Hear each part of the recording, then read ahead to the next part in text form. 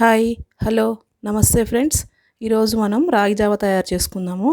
దానికోసం నేను ఒక గ్లాసు వాటర్ తీసుకున్నాను.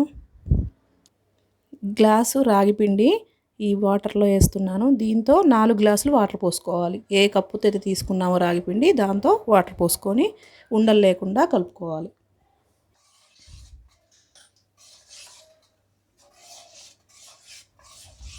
ఇప్పుడు స్టవ్ వెలిగించుకోవాలండి. ఎందుకంటే ముందే వెలిగిస్తే పిండి అంతా అడుగంటి మనకి బాగా రాదు. అందుకనే నేను ఇట్లా కలుపుకున్న తర్వాత వెలిగించాను.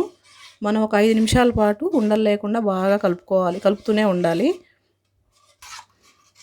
తర్వాత మనము నెక్స్ట్ హాఫ్ కప్పు పెరుగు తీసుకున్నాను, చిన్న కప్పు. దాంట్లో లెమన్ పిండుకొని మనము ఈ జావలోకి చేసుకోవాలి. నెక్స్ట్ ఇది కాగి చల్లారిన తర్వాత ఇందులో కొంచెం సాల్ట్ వేసి మనము కొన్ని వాటర్ పట్టుకోవాలి. ఇలా పేస్ట్ లాగా వచ్చే వరకు చేసుకోవాలండి. చూడండి, ఇంకా స్టవ్ కట్టేసేద్దాము. స్టవ్ కట్టేసి బటర్ మిల్క్ కలుపుకోవాలి. ఇందులో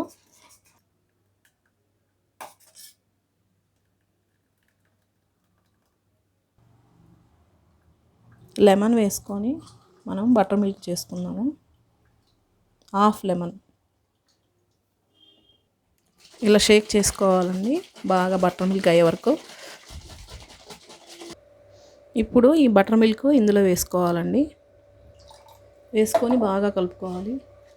రాగి జావని బెల్లంతో కూడా చేస్తారు, కానీ ఇది వెయిట్ లాస్కి చాలా యూజ్ అవుతుందండి. మీరు ఇలా ట్రై చేయండి, చాలా బాగుంటుంది. చూడండి, రాగి జావ రెడీ అయింది.